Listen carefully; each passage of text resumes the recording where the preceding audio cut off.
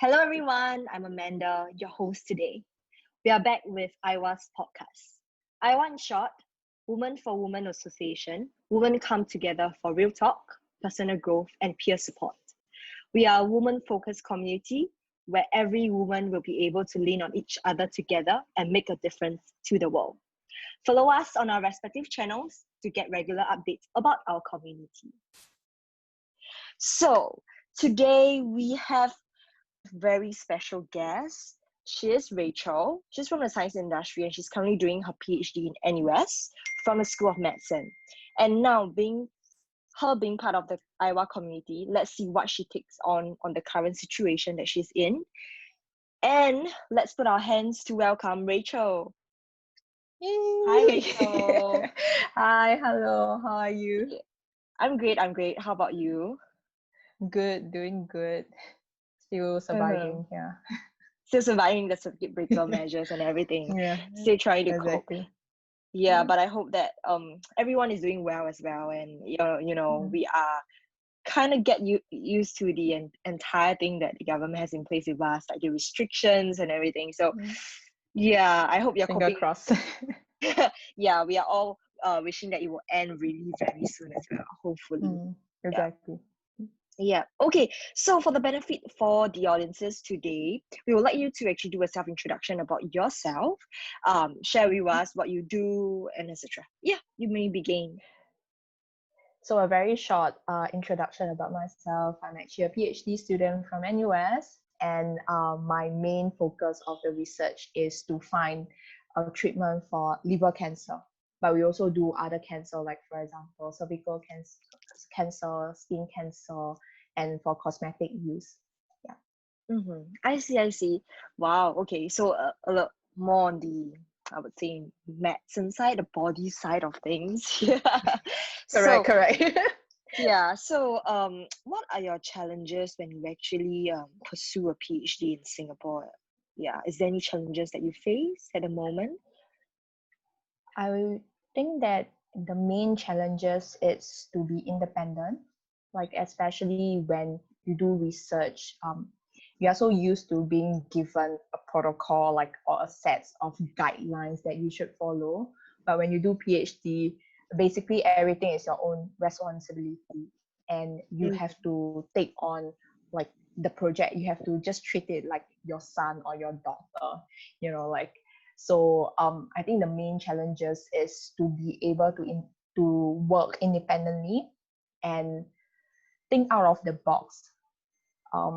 Most of the time that you are working in research, I think people will agree with me. 90% of the time that we see, the result is just like bad.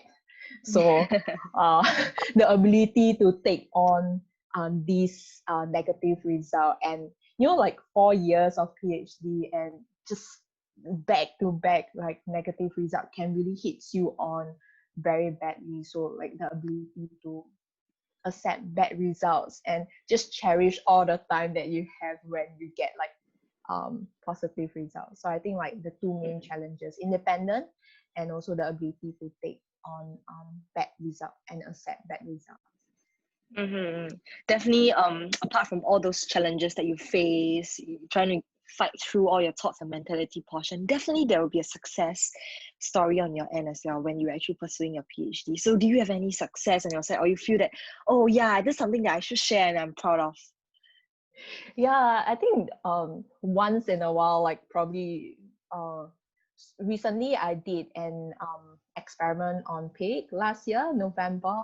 Or the hardship, it's so much. I think I was like working 7 a.m. to 12 a.m. at night for 2-3 weeks. And yeah, recently we got back the results, and I was like just happy going around and tell people, hey, like my pig study works, right?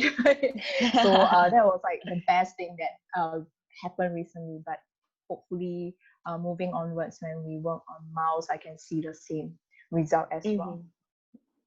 Wow, that's good, because every experiment that you do, you wish for a success portion. Definitely, sometimes there might be some, some challenges that you feel. Maybe sometimes it fails, a couple of samples and it fails or so, you have to redo and etc. And you have to pipe all over again. It's very, very tiring for that. Yeah, so I totally Exactly. understand that kind of feel, because you just have to repeat doing it all over again, maybe 1,000, tests or so, samples or so, just to do it all over again. Yeah, so the challenges and also the sweet side of things is, yeah, what normally I would say everybody would face as well, depending on what kind of roles that they have. Yeah, so I believe you have been in the science industry for quite some time, and what are your views for the science industry in terms of gender portion? Is it very woman or male dominated? Because to me, I've always been, resonating people telling me, oh, you're a woman, you should study science, you shouldn't be study engineering per se, for example. Yeah, so maybe we can hear about your views for that. That's very interesting. Like I think we had some generation gap over here. So when I was doing science when in secondary school, they always ask me like, oh, you're a girl, you should be doing econ, or like you should do arts. Like, why are you doing science? And funny to say, last time in my class there's like 51 people, there is only 18 and that is girl. So the other are just like men. But with the rise of biotechnology, we are taking in more and more people into science stream.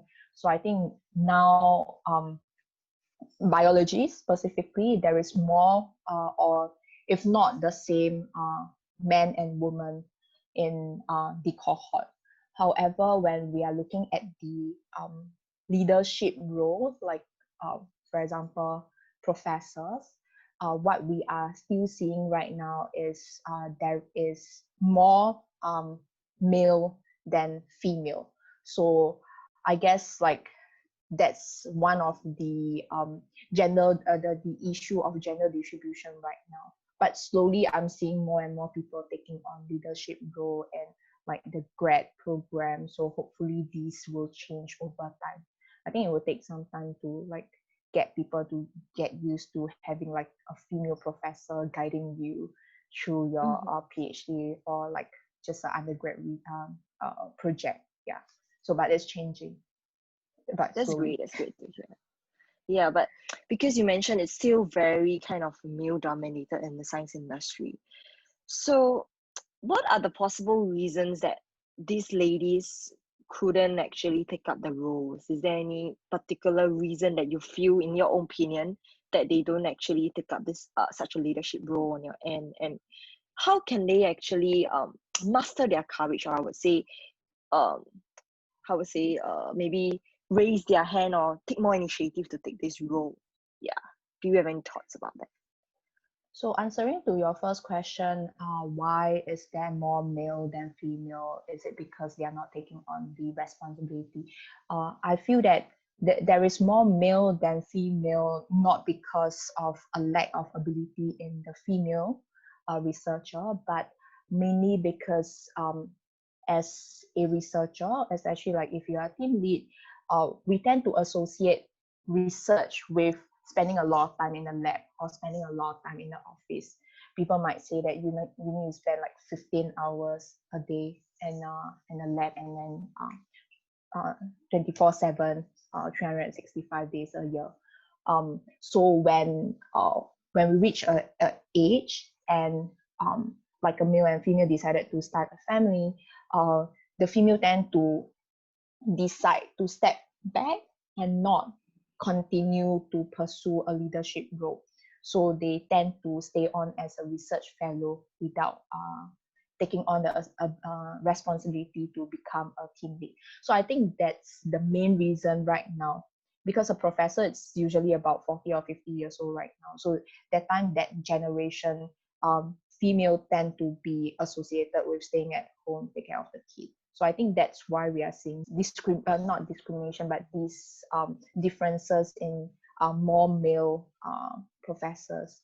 But how can we encourage women to take on the responsibility is we, as women, we tend to have this imposter syndrome where we always think that we are not capable, even though we have the same ability as our male counterparts. So I would recommend and also to encourage women out there, when the opportunity comes to you, because it's not that the opportunity is not there, but when it comes to you, we tend to have this mindset that, am I really good enough? Really, should I really take on this responsibility? Or like in Singaporean terms, a bit mafan leh, like a, a lot of work to do. So I'll say, if you want to be successful, we shouldn't think that belittle ourselves, and also we should take on responsibility, even if it's mafan or if it's like very troublesome. It's worth your time. When you're older, you can always go back and say, like, whatever that I do last time, oh yeah, it does had it make a mark in the history. So yeah. Yeah, actually, I totally resonate with you, because I feel that people nowadays, yeah, like what you mentioned, Singaporean style, very mafan leh. Why I have to do this? Well, then if I do this, I have to think of that. Then I have to. Then if it doesn't go this way, people tend to have a lot of what ifs in their mind when they want to set something to do, and that actually breaks down the momentum and also the motivation of someone completing a particular task or so, which I believe everybody has that in mind. It's just how we want to control that little brain of yours, or that devil thinking of yours telling that, hey, I think we should stop that. We shouldn't even think about what ifs and everything. We should just go ahead. Yeah. So what do you think? Do you face that? Do you have that on your end? Totally agree with you. Like because actually we had a lot of opportunity out there, when we are given a big opportunity to, like, maybe be a professor. Okay, but before you become a professor, you are given these like small opportunities here and there, as small as being maybe a chairperson of your journal club, or maybe slightly bigger, a chairperson to organize a symposium for your department. But what I've seen right now is, for local students, people tend to shy away from this opportunity. So because of all these mafan, and when like these big opportunity come by, you will feel that you don't have any experiences. But experiences can accumulate by doing all these like small tasks, and it accumulates. So my advice is always to encourage people to go out. Yeah, if there is a vacancy in the leadership role, it's just a symposium. Even if it's failed, what's there for you to lose, right? It's not like you will lose $1 million deal or whatever that later on you have to do to negotiate for $1 million contract. Okay, then that's a big thing. Right now, even if you fail, you can't fail so badly. The symposium will still go on. Maybe just like some hiccups here and there, and you learn from there. And these will add on and add value to this leadership role that you are going to be given to you at your later stage of your career. So just go out, get out of your comfort zone. Totally encourage more people to go out, because there is never a full committee. People always need people to help out with. So just go out and like help out with anything that you can find.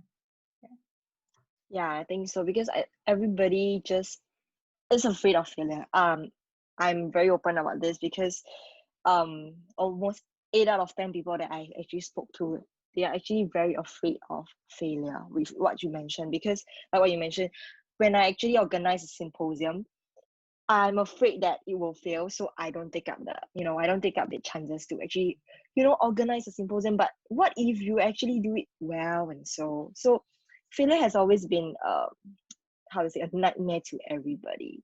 But one of the quote that I can quote from Star Wars is that your focus actually determines your reality. So when you actually focus and actually you really want to do it so badly and do it so well, definitely will generate a better outcome. And if you know that you need to make it work, you definitely will make it work. Yeah, so I totally actually agree with you with regards to that. And I think people just lack the courage, I would say, courage to actually take things up. Yeah. So it's very, very nice to hear from your views with regards to how you feel and how people feel about failure, which everybody has that in mind every single day. Yeah. And we want to jump a little bit back into the pandemic situation right now, because since you're in a science stream, we want to ask a little bit about the pandemic situation and how you feel about that. So I think viewers will also be asking like, when will this pandemic stop? We just want to hear like what you feel about the pandemic situation. So disclaimer, I'm not an expert in COVID-19 research, but I do Mm-hmm. like follow some of the talk around, and it seems like at least in Singapore things are plateauing, and according to expert, it will still stay on for like at least a year or two, if not 2.5 years. So I would say this will be there for a while. So like you mentioned, it's a pandemic right now, something that just popped out and currently affecting a lot of people. And what it might happen is it might become endemic, where this virus is to stay in our population. So we are not very sure right now if this is to stay like a flu. And if that's the case, then shaking or like kissing on the cheek might not be something that we can do for maybe a long time. Talking about how we can avoid this virus from getting worse. Currently, the best way is definitely to keep a safe distance, because obviously it's not airborne, but it can spread through like cough or sneezes. So a safe distance of like 1 meter, 1.5 meter can reduce the chances if someone do cough and they are contagious. The best scenario is definitely to come up with a vaccine and vaccinate everyone. And then we have this herd immunity, and we basically can go back to normal. But as you know, that getting a vaccine out, it's not easy. And even though there is like a few company right now, actually there is like a lot of company that is doing the development of vaccine, but then it comes down to the ethics of when you get this vaccine out, how are you going to vaccinate everyone? Is there anyone that it's getting the priority to get vaccinated? And I don't remember how many people we have in the world, but say you have to vaccinate this much of people in the world, like how much money you have to put in just to manufacture this vaccine. So we wish for the best that we can control it, still keep a safe distance, and then slowly by vaccinating, if the vaccine do come out, slowly by vaccinating the elderly and also the younger one, and then moving on. But it will take a while. Yeah, I think everybody is very, very eager to know like what's the solution out there. How can we, get back our lives as per normal like last time? But yeah, I think patience is key. We have to persevere. We have to wait for hopefully all the researchers and all those scientists to actually come out with the vaccine to ensure that it will become better. And yeah, situation hopefully it will get better soon as well. Which I'm dying to get back to work and have my life as per normal. It's been a while. It's been a while since I actually head out to shop or yeah. So I kind of miss my old times. So I believe people has been treasuring all their times before, and right now everybody know how important is it to treasure your time with your family, your friends, and head out to dine. It's not easy. So we should get away from our phones and not use so much right now and spend more time with our family members and friends if you can. Sure. Yeah.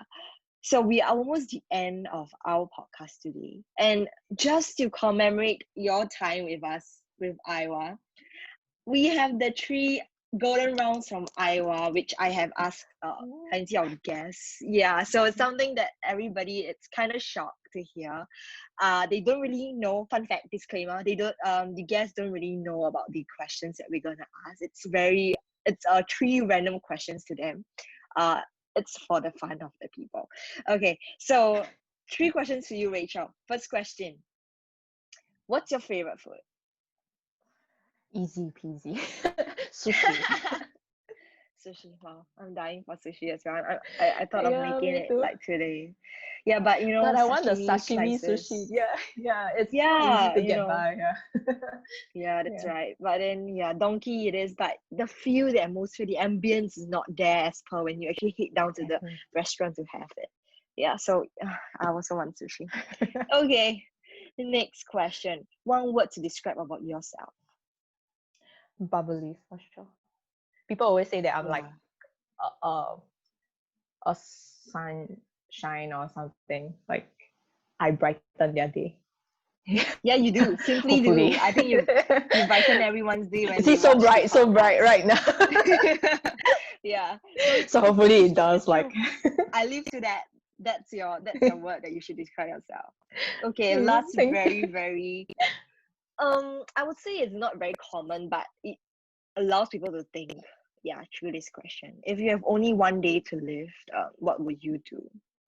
Ever since this pandemic, it- I think both of us know that time with family is very precious, and especially my parents are not staying with me right now. So I would really love to spend time with them. If there is only one day left, I'll spend time with them, with my siblings as well, because it's so rare that we can get together and like a table to have uh, food. So maybe one, if I only have one day, we just surround ourselves with like sushi on the table with my family. Wow, Yeah, that I sounded really like a want very that. good plan, right? Yeah, it's like a Yeah. feast. Invite me if you have to. I would Yeah, eat sushi sure, too. Yeah, but yeah, I'm sure. craving for sushi. Yeah. Mm. But anyways, yeah, family time is important. We should treasure every single time. I think this pandemic situation let everybody view through like what's important and what's not important in their life and what should they be focusing on and what they should not be. Yeah, so I think it's a very good time for everybody to think through what's important in their life and what's not. Yeah, so we are at the end of our podcast today. But before we end, Rachel, if you have any last thoughts that you want the viewers to know, or any quotes that you will want to encourage the viewers, feel free to shout it out right now.